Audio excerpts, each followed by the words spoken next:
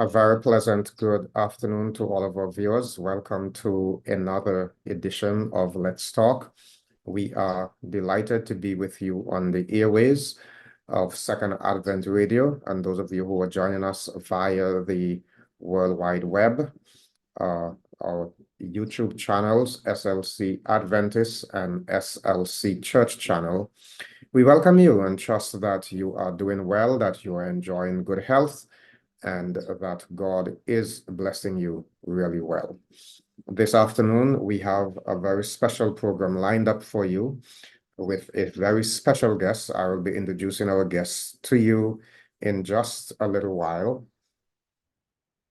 But before we do so, we would like to invite you, wherever you are, if you're able to just pause for a word of prayer with us. Shall we bow our heads?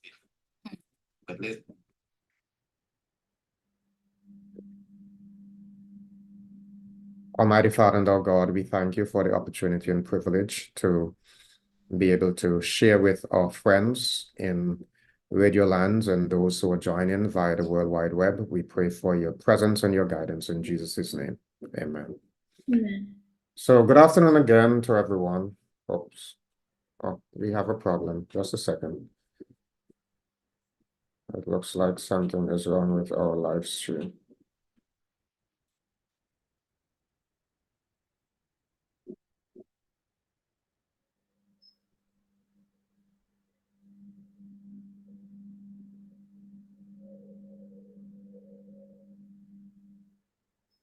Yes, that we have a problem. Just give me.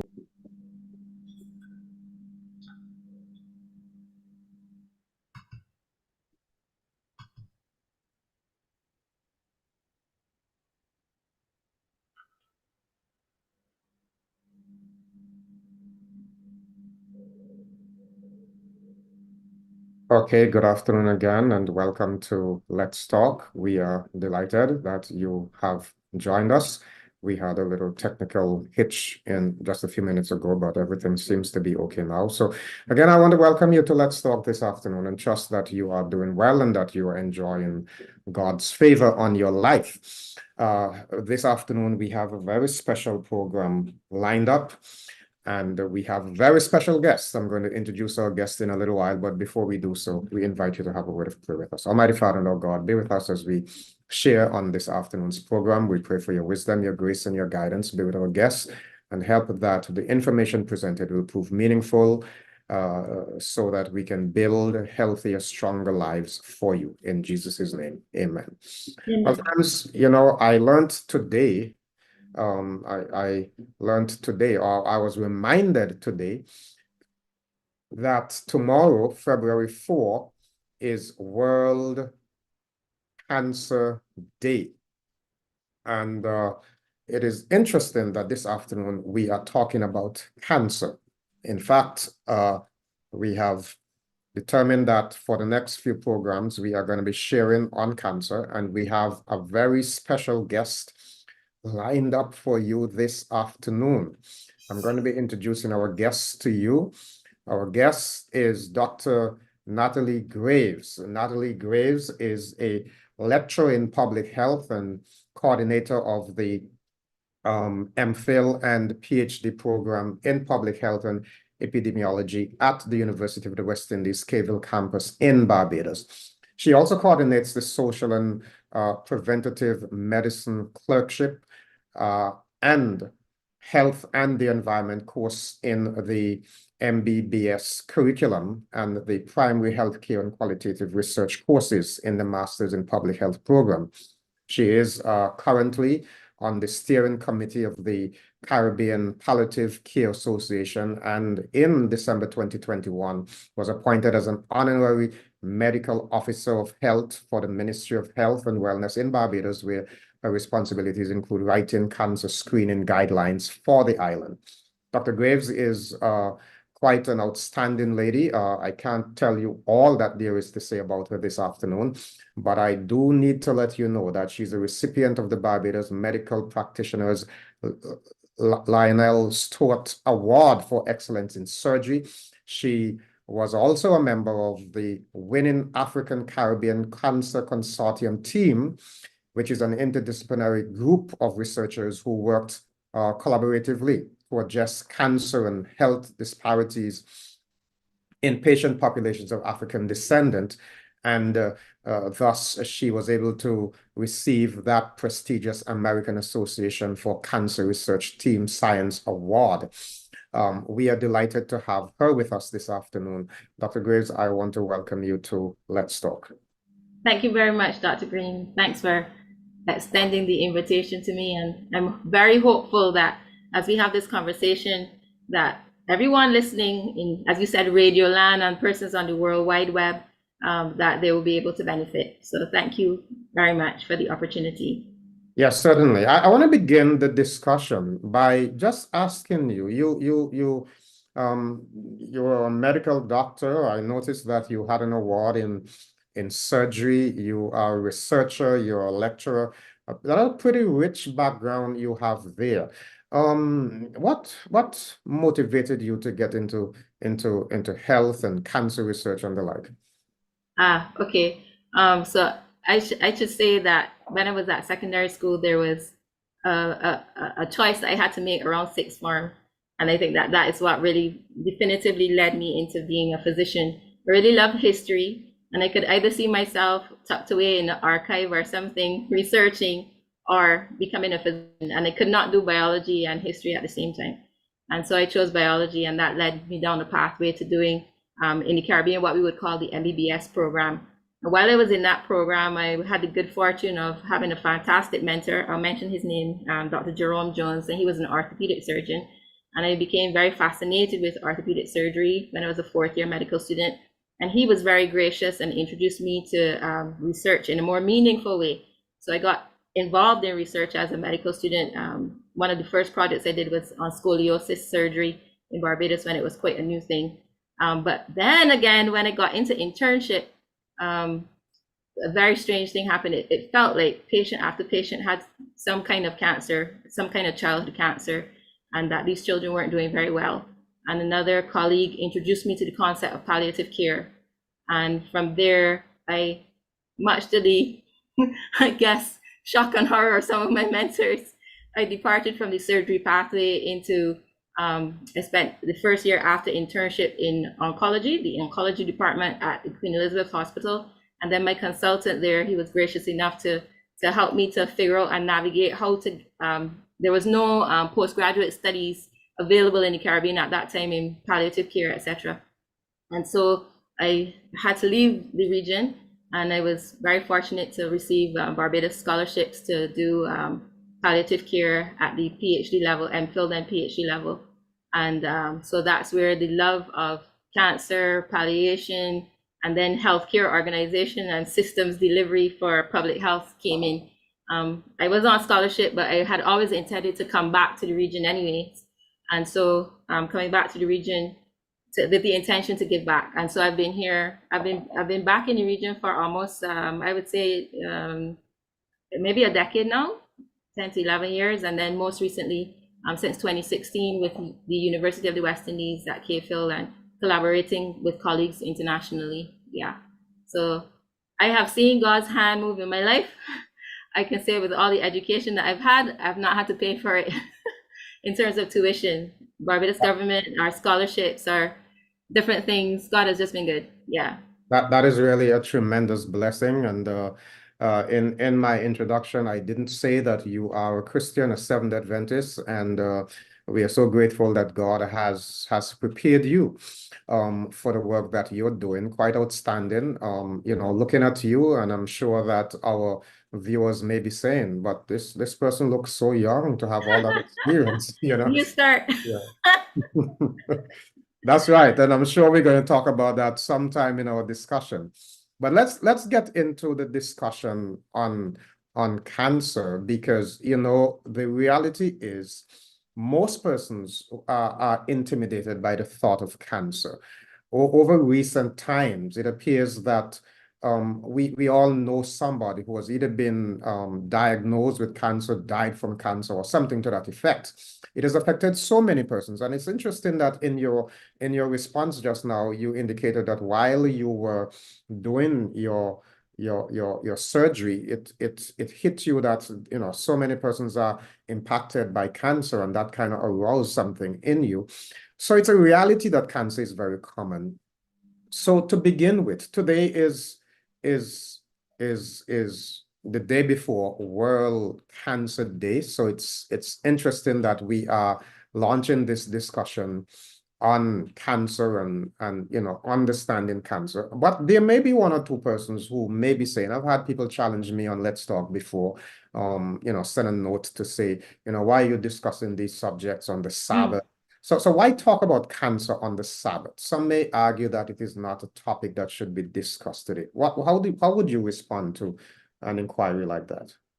Yeah, I think that Sabbath, I think all of us who have the benefit of understanding Sabbath and Sabbath rest, as you know, Shabbat Shalom is about perfect peace and perfect rest. And God is concerned with all parts of us. And the reality is that sometimes there is not the possibility to have peace in your mind because there are unresolved questions. And some of those unresolved questions revolve around questions of healing and health and why am I going through this, etc., etc. And for those of us who maybe some Adventists, we just spent the last week looking at how can we sing the Lord's song in a strange land? How can we deal with the realities of living in a sinful world and all the challenges that it brings, and still be fruitful and still be happy and still be joyful? And I think if we have the opportunity to help someone to understand the challenge that they are experiencing and still be happy and still be hopeful and still be fruitful, I think there's never a day that we cannot do that. So Jesus would have said, you know, if one of you has a sheep that has gone astray or something that is in an emergency and it's gone down a well, would you not pull it out and help it? And I think that having discussions that are helpful to persons, you can't say, oh, this is Sabbath, or you shouldn't say this is Sabbath. I'm not going to help another person understand something that is going to be give them peace, give them complete peace and rest, or could help them to achieve complete peace and rest. So I hope that helps the viewership, but I think it's an opportunity for us to get education and to help others. Yeah, certainly. It's interesting, in fact, because I noted that quite a significant number of the healing miracles of Jesus were done on the Sabbath. Now, from a theological perspective, I do know that Jesus was rather purposeful in doing that. So it's interesting for those who may come up with that argument. Sabbath seems to be a time for healing. So let's get engaged in some healing exercise. I want, you know, I understand that knowledge is a part of the process. If you don't have knowledge, you may destroy yourself. So let's enlighten our minds, and you will guide us in this regard. So inform us about cancer. What exactly is cancer and what causes it, if we know? Yeah. So I'm an island person. I think many of us listening here, we're island people, and we're accustomed to sand. And I think this is one of the best analogies that I know. So in Barbados, where I'm from, we have these nice white sandy beaches. And so if you are above Barbados and you're looking down, you will see, you know, a nice stretch of these nice stretches of white sand. And for those in Grenada, like maybe Granats Bay or something like that. But then when you're actually walking on the beach is made up of these, you know, tiny little grains of sand, millions of billions of grains of sand. And that's exactly how we are. So I'm looking at you, Dr. Greene. I can see your jacket, your tie, your skin tone and everything. You are looking at me, etc. But on a deeper level, we're made up of all these little cells. And a cell is a unit that is made for a particular purpose. It has a particular function. So say, for example, the cells on my tongue, God has programmed them, or they are programmed to do particular things. The cells on my skin, the cells inside my colon, etc. So we have all these billions of cells that have these programs that tell them exactly what they're supposed to do, how they're supposed to divide, and how they're supposed to make other cells that look like them. So what happens with a cancer cell, unfortunately, cells can become damaged. And if a cell becomes damaged, it's automatically triggered. A message goes out to it to say, hang on a minute, you're damaged. We don't want you to make other things that look like you. We want you to stop. We want you to close in on yourself, and we want you to die. Cell gets that natural message. Is the scientific word is a process called apoptosis. So what happens with a cancer cell is that it gets that message. Your DNA has been damaged. The way how you're functioning is not normal. You're supposed to close in on yourself and die. And the cancer cell kind of says, in Barbados, we use the word hard ears, like disobedient. The cancer cell says, I'm not going to obey the control systems. I don't want to listen. Furthermore, you have to catch me if you can. And so it decides to build inflammation around itself. It may decide to bring other blood vessels to itself. It refuses to die. It makes other cells that are like it, other bad behaved cells that are like it. And then it says, okay, I was supposed to stay one place. I don't want to stay that place. I want to spread to another part of the body. And usually cells don't behave like that. Usually they're made to stay in a particular location or do a particular function, but cancer cells want to move to kind of outsmart the system. And we call that process metastases, where they're spread from where they're beginning. So if you can imagine just a harder, difficult cell that wants to build reinforcement around it, selfish, brings blood supply to itself, and then it wants to spread to other parts of the body. But the good thing is we have an immune system, almost like a watchdog system, that even when it tries to get away, there are things that the body does to try to still always catch up. And we can talk about some of those and those things that the body does to try to catch up, and some of the things that we can do. Sometimes we know some of the things that can cause a cell to start to behave badly. For some cancers, we may not know all that we should or could just yet.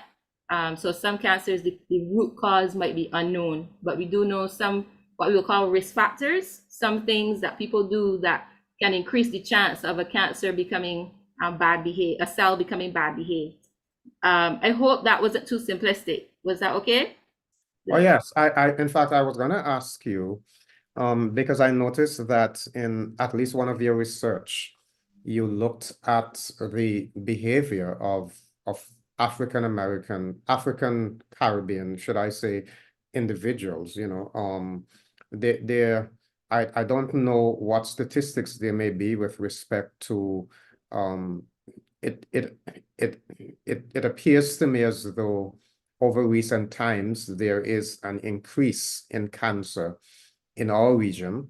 I don't know how that compares to the rest of the world. I'm wondering whether that is true or it's just because I'm getting older that I'm more observant. I don't know. No, so some part of it is, interestingly enough, you're right in both instances, because sometimes the data from our region was not always emerging because of the collection systems and so forth. But now that we're getting a picture of what is happening in the Caribbean, we do have rates of cancer that are higher than many parts of the world. And unfortunately, we also have persons dying from cancer at higher rates than in other parts of the world. When you take in the size of our population and compare it to others, we should not be having the number of deaths from cancers that we should. So for example, in terms of statistics in the Caribbean, cancer is actually the #2 cause of death for the Caribbean region. Yeah. So it's second only to heart disease, what we call the cardiovascular diseases. So if you group together heart attacks, strokes, people might have problems with their peripheral circulation and they may die, like circulation in their feet, etc. After you take out all of that, cancer is #2. So it's not surprising that you're noticing it. And then in some of our countries, our individual countries, we have countries that now that the data is coming in, we are finding rates that say, hang on a minute, we really have to catch a hold of what's happening in the Caribbean. So say, for example, if we take prostate cancer, which is a cancer that affects the prostate gland, it only affects men. In terms of the number of new cases of cancer that occurs in some of our islands, islands like Barbados, Jamaica, very, very high rates of new cases of cancer, in that they're in the top 10 in the world. Then when you think of the number of people dying from prostate cancer, then Barbados is #2 in the world when you think of breast cancer in terms of the number of women dying from breast cancer worldwide, the countries with the highest rates, Barbados again is number one in the world. And then other countries like St. Lucia, Trinidad, etc. Factor in.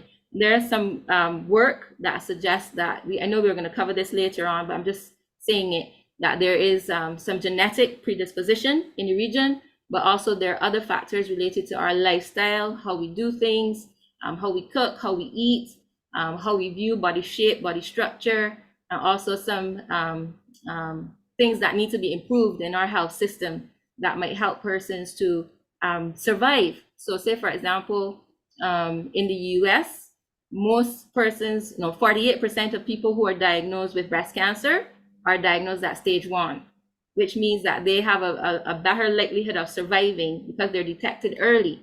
Now, in the Caribbean region, these statistics that we have, at least for Trinidad and Jamaica, particularly, they come to mind, the Bahamas. It's only between 10 and 11% of women who are being diagnosed at stage 1 with breast cancer, which means that many women, when they present, they are presenting with advanced stages. So we have to think about what makes our people present later. Is it that they don't know? Is it that they don't recognize the signs? Is it that they're scared? Is it that maybe the health system doesn't have the capacity to help them to detect things early? But we do know that persons are not coming forward, are not being diagnosed as early as we would like. Now, I was, before you got to the percentages there just now, I Yeah. was going to almost interrupt you to say, but Oh, hold on sorry. a second. I mean, we have so much education on, especially when it comes to females, well, both males and females. For over recent times, you're hearing so many times about the importance of testing, for prostate cancer. There's free screening. We tell ladies that they must get their mammograms annually and that kind of thing and so on. So it's a little surprising to me that most of the persons, in fact, what caught my attention when you spoke is that you were saying that Barbados is the number 1 or number 2 for Number breast one cancer for death. breast cancer mortality in the world by 2020 statistics. Yeah, Um, that is shocking to me. I thought more of our Caribbean people were catching on to testing. Well, maybe perhaps later on we can go into the details of those yeah, kinds of. there are a lot of factors that feed into it, but I still fundamentally think that a lot of people are scared and afraid, Mhm. and then we still have delays with persons trying various treatments that aren't necessarily gold standard or are proven to be therapeutic, and then when they present, it may be too late, and then things related to challenges of the health system and maybe navigation and sometimes cost of care for some of the more advanced treatments. But a lot of it, I can't say a lot of it, a part of it is access to education from reliable sources, information from reliable sources, and then dealing with the emotion as you began. A lot of people are still very, very, very fearful, and cancer is still very stigmatized in our region. Some of the work that we've done in terms of understanding people's experiences and behaviors, finance is an issue, but also there's still a taboo. And then people, if I go into treatment, will I lose my job if I have to take time off? And things that we think that people might not have to consider, their real life experience is a little bit more challenging than we think. Well, here's another question. Again, it's something that I am observing. I could be wrong. I haven't done any scientific research, but it appears to me, based on, appeals to the church for assistance and, what I hear on the news and what people have reported. It appears once upon a time, when I heard of a person dying from cancer, it was an old person. Nowadays, it seems that a lot of young people are being impacted. Are my observations correct? Your observations are correct. So, for example, with breast cancer, in some of the northern countries, or some people say some developed countries, the average age of new onset, we are about 15 to 20 years younger for some cases of breast cancer. And then there's something called early onset colorectal cancer that we're seeing increasingly in Black populations. Some of this, we're now trying to figure out the science behind it, but we know that some of these diseases are linked.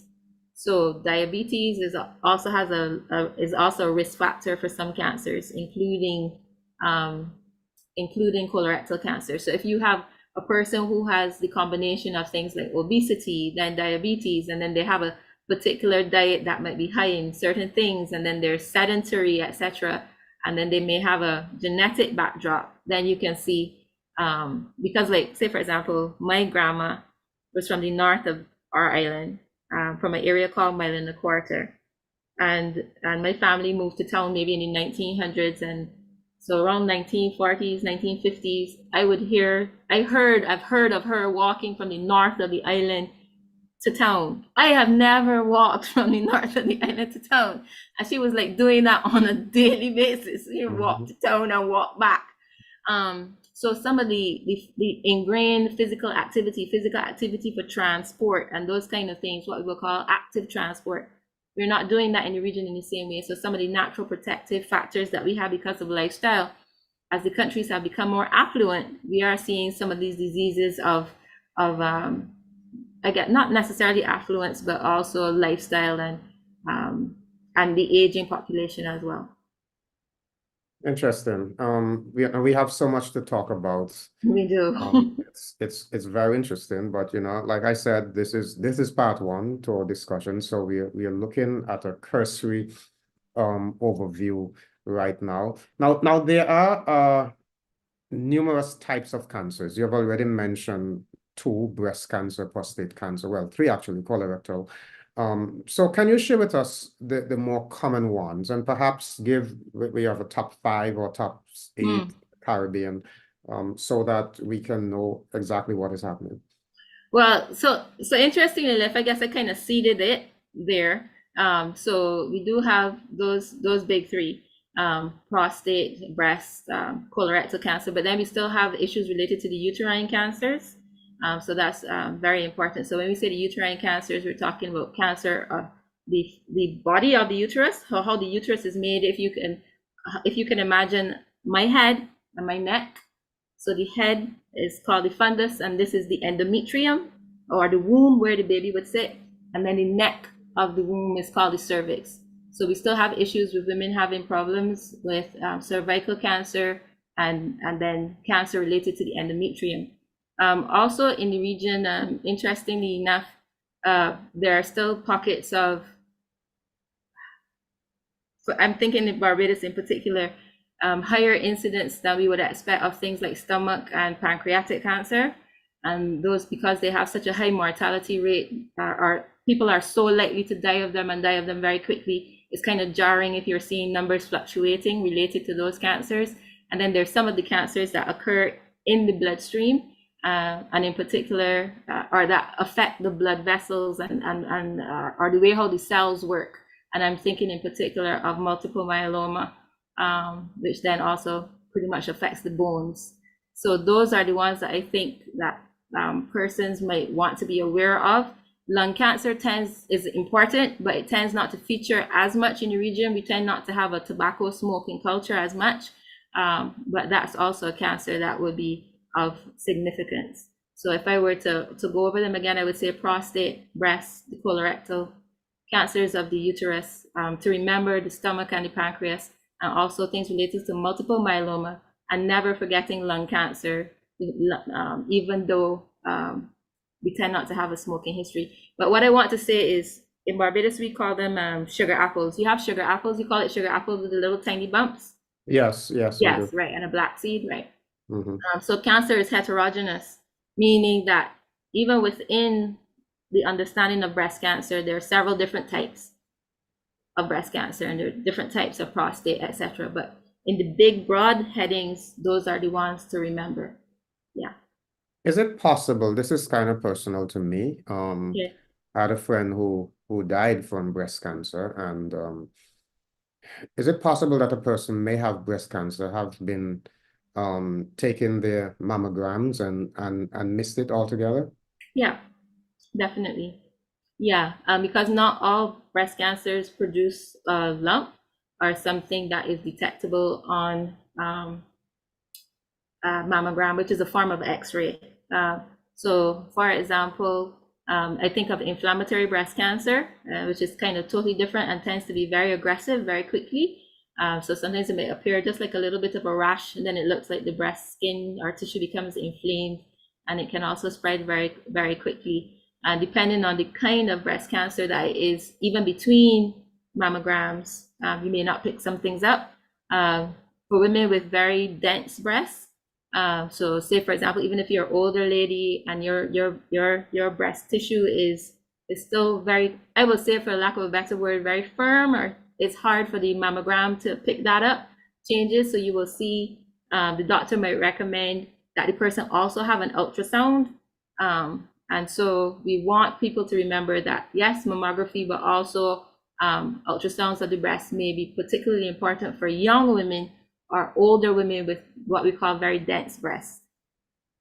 So yeah. Another observation. There are lots of people who may be sick for a while, never knew they had cancer, but once the diagnosis is made, within another 2 or 3 weeks they die. I often wonder, well, is it that they give up when they hear that they get cancer? Is the fear hastening the process? Because you may have individuals, yes, they're sick and they have been for a while, but then eventually they get a diagnosis and within a week or two, they're gone. That may just be my observation. I don't know, but I'm asking. Yeah. So I'm going to put on a slightly different hat here. I'm going to take off the researcher hat and put on the clinician hat. And I think there are two things that happen. Sometimes a person has been noticing the changes in themselves in the Caribbean for a while. And it's only sometimes when, like, say, for example, pain becomes unbearable, or you started to lose weight, and people, in Barbados, we say you fall off. When somebody says to you, looking small, you fall off, you're all right. But you've noticed all along these things, but you might have been afraid. And sometimes when the diagnosis is given, and if it's given in a way, sometimes that the patient may not understand that there's still hope and that there's still things that can be done. Even if those things are not curative, there's always something that can be done. Yes? And if sadness and depression as a result of illness and diagnosis is real, and some persons will think, well, if I am going to die and I'm going to die of a particular cancer, or some way they're thinking that they're going to be suffering and really terrible. Some people may choose, I don't want to do this anymore. And whether involuntarily or voluntarily, they may, stop eating, stop drinking as much, stop being as motivated and so forth. And they can pass away. But I think one of the core messages that we want to say here is that you might not be able to cure a disease, or even if it is diagnosed and it's very advanced, but symptoms can be palliated. Quality of life, you can have discussions with appropriately trained physicians to figure out the best way to improve your quality of life for as long as is possible. But there is a possibility that people can have anxiety and depression and sadness, etc., that could lead to withdrawing of sustenance and resulting in death as a result of being faced with what could be a life-threatening disease, and their fears and misconceptions are fears about what death might be like, or what dying might be like, etc. And sometimes people are just diagnosed so late. They are diagnosed so late that they already have multi-organ failure and so forth. And what we need to do is to explain to them what's happening as much as they want to know. It's always as much as the person wants to know. And then to walk them through and support them through the process, that particular process. But some people not Barbados only, all over the world, sometimes people are diagnosed lung cancer, particularly pancreatic. Sometimes it's hard to figure out, and then the prognosis is just a matter of days to weeks, or weeks to months in some cases.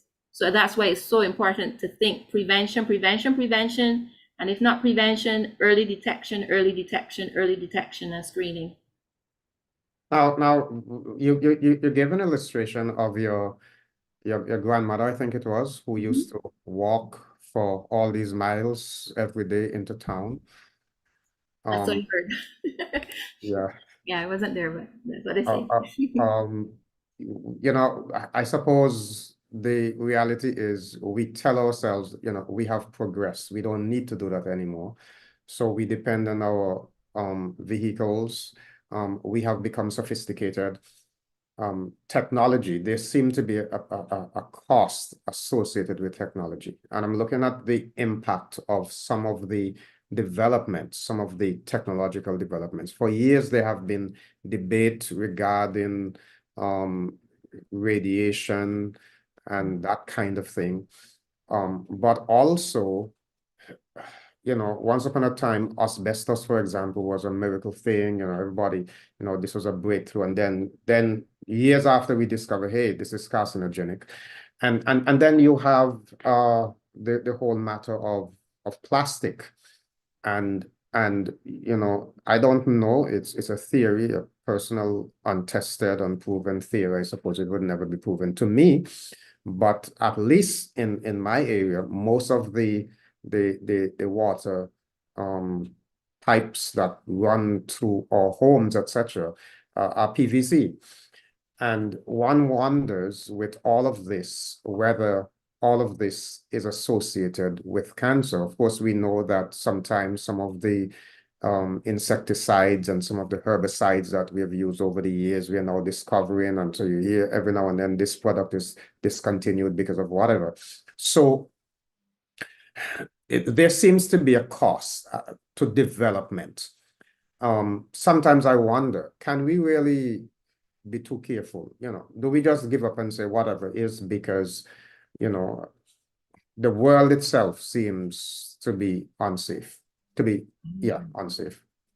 That's a deep one. And what I would say is that we, Ecclesiastes, the book of Ecclesiastes comes to mind immediately, where Solomon, some people argue that he was in a bit of a depressive mode, where he says, everything was vanity and do all this, and I'm still going to die anyway. And what makes sense is just to eat and drink and to be merry. I think fundamentally, it's very important to reach a point where you're happy and you're using godly wisdom and discernment and not moving to the state of becoming paranoid. So, from a United Nations perspective, there's the concept of sustainable development goals. The reality is, in the world that we live in right now, we only have finite resources. And we have to learn how, as human beings, to steward the earth properly. And God talks about that. But also to make sure that we are not disadvantaging the poor. And the reason why I say that is because sometimes the way how we look at cancer being caused, we can look at cancer being caused by pathogens, being biological agents that can cause cancer. We can think of cancer being caused by pollutants, and we can think of cancer being caused by physical hazards.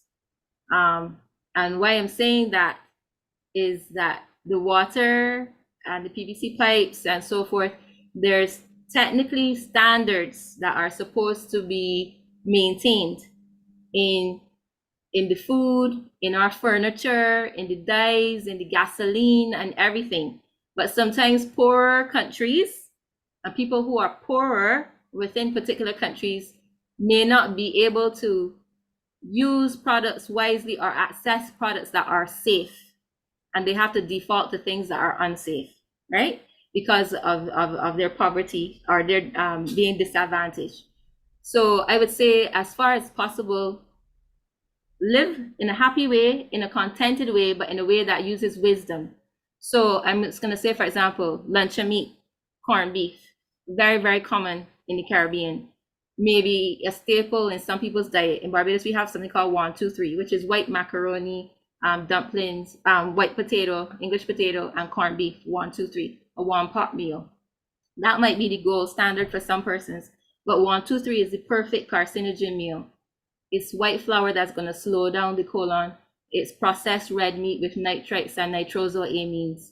But that person may not be able to do better. But as long as they know, and as a society and as a church, we come together to help the poorest among us, to maintain the best possible standard of living, we may be able to do things with prevention. Now, at the higher level, our governments and the people around us that are the policymakers have to put systems in place to protect the food that's coming into the Caribbean, protect the practices, and to put systems in place to make sure that our food supply, even the ones that are locally produced, are protected from certain pesticides of a particular level. The pipes that are being laid down, that it may be the most cost effective, but the most safe pipe that is going to be used, etc. So I'm saying that we should not become paranoid because you'll say, well, what will I eat? What will I drink? What will I breathe? But we can use discernment, and we can work together to help each other to figure out how to stay away from things that are dangerous, and to help those who may not be able to afford the best to be able to access. I hope that answers your question, Dr. Greene, because Well, it does, but I do have another question. Okay, sure. It has generated another question. I was looking at a documentary on not remembering now, but it did kind of suggest that in the food industry there is some double standards. And I'm not talking to a university professor, and I'm talking to a researcher and so on. But there is this philosophy that sometimes the research is skewed depending on who funds the research. So I hear of things like, when you talk about the food industry, you're talking about meats, and there is this idea that the animals, it takes so much grain to feed these animals, and they give off more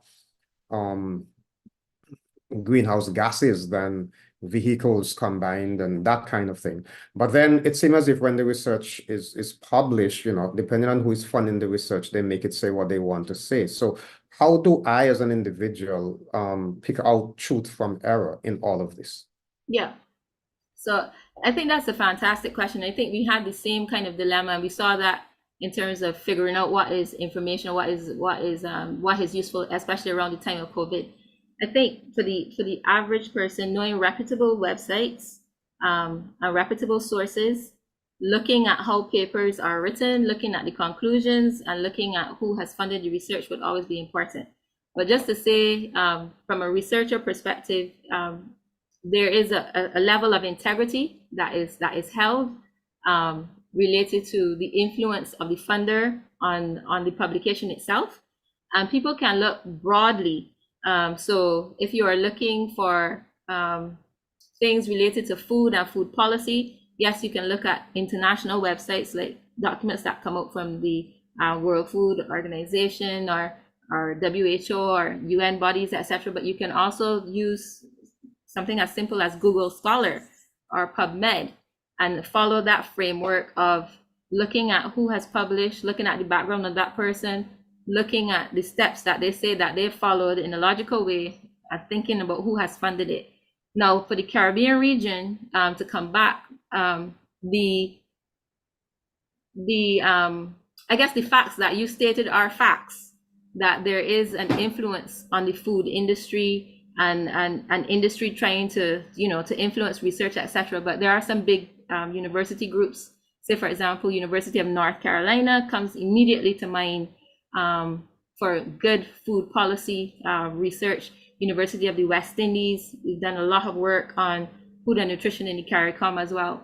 So if persons are interested in finding out what standards are now being put in place, etc., for safeguarding food, you can also look at university websites as well.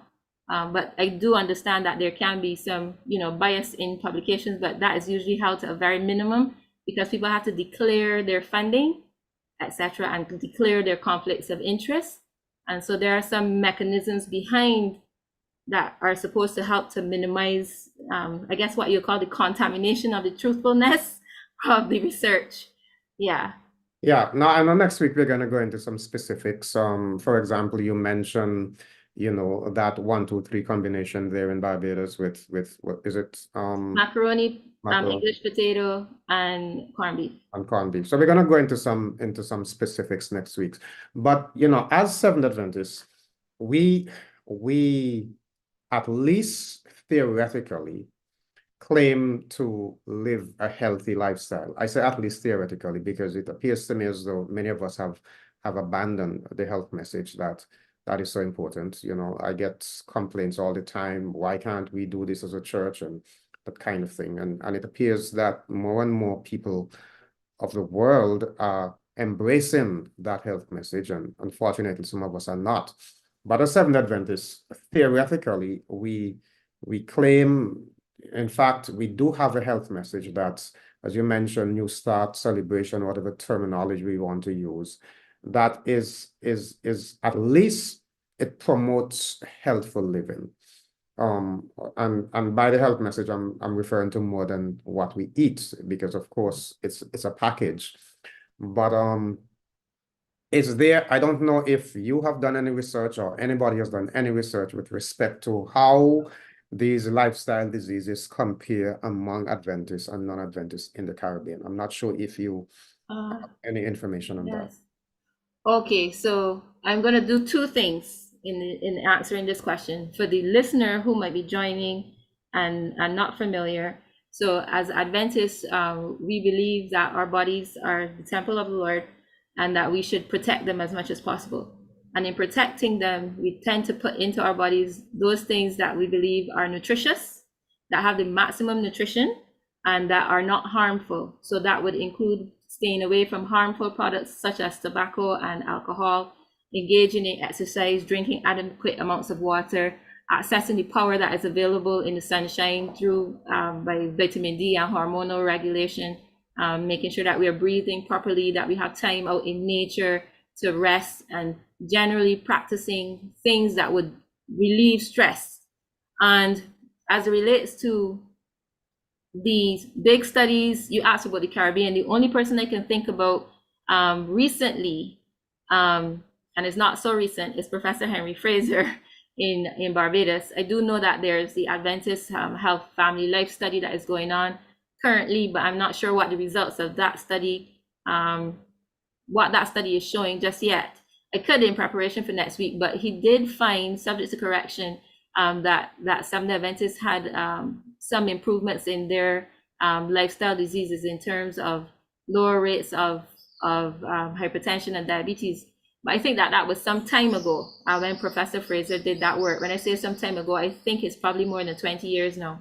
But I would have to check and get back to you on that. But we do have the big Adventist health studies coming out of Loma Linda, and some of the work that has informed theories around blue zones, and knowing that persons that do follow the healthy lifestyle seem to live longer, and they seem to live longer while being healthier or more active.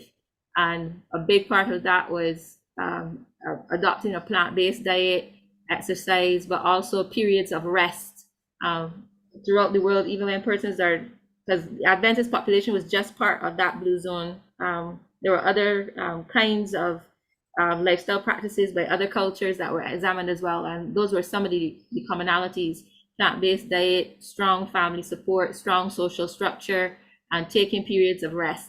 But I would have to dig into the literature to see what is most current for Adventists in the region. Yes, but I would say that generally speaking, the things that we espouse are being adopted. So if I had to think about something called the Harvard Healthy Eating Plate, which is one of the preventative diets that is espoused, it would say the beverage of choice is water, avoid added sugar, reduce fats.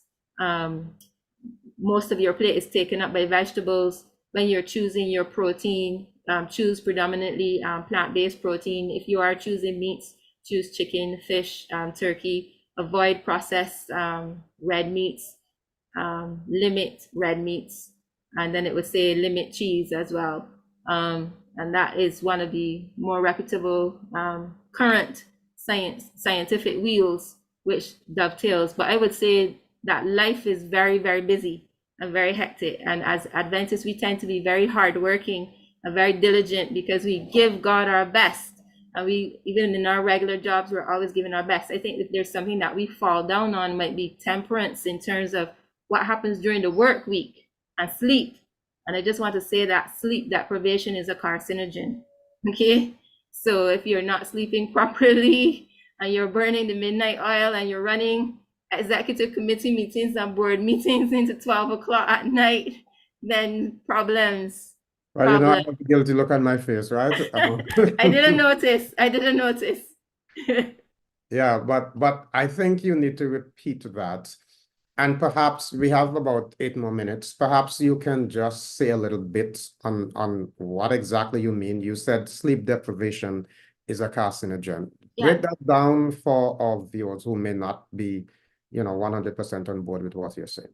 Yeah, so at the beginning, when I first started talking about cancer and cancer cells, I spoke about the fact that we have an immune system that is meant to control. And when we don't sleep properly and our bodies don't have adequate time to prepare, what we do know, the International Agency for Research on Cancer does classify sleep deprivation as something that can compromise the immune system and can lead to, or is a risk factor for increasing the incidence of cancers. So the way how our bodies are made, we have these hormonal cycles. So cortisol rises just in the morning when you're about to get out of bed to give you your energy boost. And then as the day goes on, we have hormone, some other things like adenosine, and then we also have melatonin, etc., that they're supposed to kick in and start to tell you, okay, now it's time to wind down, or now it's time to rest. And then during the night, usually between 10 o'clock, but maximum repair around 2:30 in the morning, your body is trying to find all those cells that trying to behave badly and trying to just calm and reset itself, and in the most simplistic way. And if you're not allowing your body to actually do that, it's almost like a computer, and the computer is sending up all these signals saying, you have malware, fix, you have malware, fix, and you keep pressing reschedule, your system is going to get attacked. So that's the most simplistic way that I can think of. Rest and sleep are extremely important. We cannot keep going all the time. And I say that to myself as well. Yeah, that's very useful, and I hope that our viewers and listeners are giving attention to that. As Seventh-day Adventists, we believe that rest is important. But even what we do on Sabbath, I sometimes wonder, how faithful are we to this principle of rest, because we tend in some instances to pack so many activities into Sabbath. As a pastor, I told myself a long time ago, I'm not going to be scheduling meetings after church and board meetings there. And even when I was in a district, I would make sure that at least twice a quarter, there is nothing scheduled on a Saturday afternoons. And I tell folks, enjoy the Sabbath, take rest, take your children in nature and enjoy God's creation. I think that's useful. Yeah, that's personally, my husband is very, very good at that. And so whether it's morning, getting out, we are fortunate to live close to the East Coast, Barbados. So getting out to the lighthouse, getting out to the beach, going off, etc., and just kind of winding down. I admit to sleeping before I came on this program. Came home from church, I ate, had a nap, and then I got up. So yeah, it takes discipline to separate from the way of the world in terms of constantly going, and God does not design us to do that. Now, next week, we are going to go into some details. We want to look at some specific cancers. You mentioned some major ones. We've recently heard a lot about breast cancer and prostate cancer. We haven't heard much, at least not on Let's Talk, about colorectal cancer and some of the others that you mentioned. So we want to go into some details next week. But I wonder if before we end in the next 4 or so minutes that we have, if you can kind of give an overview of, the relationship. Of course, you did mention that some cancers are hereditary, but others are lifestyle related. So can you just review quickly so that those who joined late can get the sense of what we shared today? Okay, sure. So what we shared today, we discussed what a cancer is, and we said that basically it's an abnormal cell that does not want to follow the rules and the regulations of the body and tries to outsmart the system. And we also said that, interestingly enough, as the statistics come in over time, we understand that cancer is a very important condition for the Caribbean. Number 2 cause of death in the region. And some of the cancers, when we look at Caribbean populations against the world, we have more new cases of some types of cancers than we would expect, and we have more people dying from some kinds of cancers. And we said the reason for this is very complex, that the reason for this relates to how people, yes, your baseline genes may have something to do with it, but your lifestyle and other risk factors and things that you might be exposed to. Now, as it relates to genes and your genetic risk, for some, in many cases, it doesn't absolutely guarantee. It may say that you might be at higher risk and you need to take certain precautions. Things to detect when changes are occurring in your body earlier. And for persons who might be screening, but using one thing, like say for a mammogram might not be enough to detect certain kinds of changes. So you may also need an ultrasound. So what we're saying in the Caribbean, that we need to understand breast cancer, we need to understand as a people prostate cancer, colorectal cancer, stomach, pancreatic cancer, and also cancers of the womb itself, the endometrium, and also cancers of the cervix, which will be the neck of the womb, and not forgetting lung cancers. We also said that while we have these big categories, there are subtypes, but there are some general principles that obtain to preventing the cancer. So once there are particular things that you can do to prevent yourself from getting it, as far as it's possible, do those things.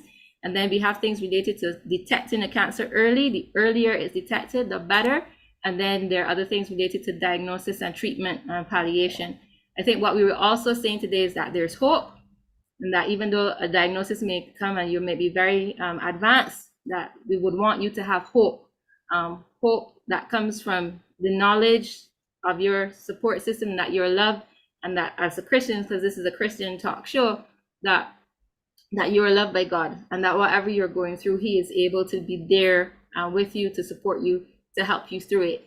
And those are some of the things that we talked about. And then we were talking just now, for those of you who came late, about rest and the importance of rest and sleep in particular in helping your body and the immune system to function as best as possible. So hopefully next time we can go into maybe something like colorectal cancer, which can be prevented by certain lifestyle changes, and then we can talk about how it's detected and how it can be treated, etc. And the different cancers. Dr. Greene, you tell me what you need, and we will chat about it. Yeah, before we end, sometimes just as an illustration to asking this quick question, sometimes I say we live in a region that is prone to natural disasters, but if I had to choose a natural disaster, I would choose hurricane. Because you get early warning, it's coming, but something like an earthquake or fire or flood, tsunami, it's kind of impossible to escape. In terms of cancers, which is the safest cancer? Which is Well, you know why I'm laughing? Because I've thought about this. There are some cancers that you can detect early, and that if you detect them early, you can cure them. I really feel like things like colorectal cancer, if you catch a colorectal cancer early, and you get that surgery followed by the definitive oncological treatment, you've got a good chance, But if you take that same colorectal cancer and you're detecting it when it's already spread to the liver, it's a totally different story, And many cancers are like that. But there are certain kinds of thyroid cancers that don't really kill you, and I would choose one of those if I had to choose one. But I think all cancers are, sometimes if you don't understand it, I think the fear is a big part of it. The fear and the taking away of hope that some people perceive. So if we could, at the end of this series, help people not to be as afraid and to feel more empowered, to get checked and to make definitive lifestyle changes, that would be awesome. Well, thank you so much, Dr. Greaves. Our time is up. I wanted to ask you this last question, but we'll probably start with that next week. I was going to say, sometimes the doctor may say this is benign, that is not benign. There's a lot to Hmm. address, but so we're going to talk about the distinction there, but Sure, we'll do sure, that sure. next week because our time has expired. I want to really thank you for sharing with us. We No look forward problem at to next all. week. And we wish you God's blessings. To all of our viewers, we continue this very important discussion next week and perhaps the next, and maybe for the month of February, depending on the availability of Dr. Greaves. But we want you to join us. It's a very important discussion. We know that there is a lot of fear still. And as she indicated just now, we are hoping at least we can provide information to help you to live more comfortably and at ease. So may God bless you, and until next week at 3 p.m., all the best.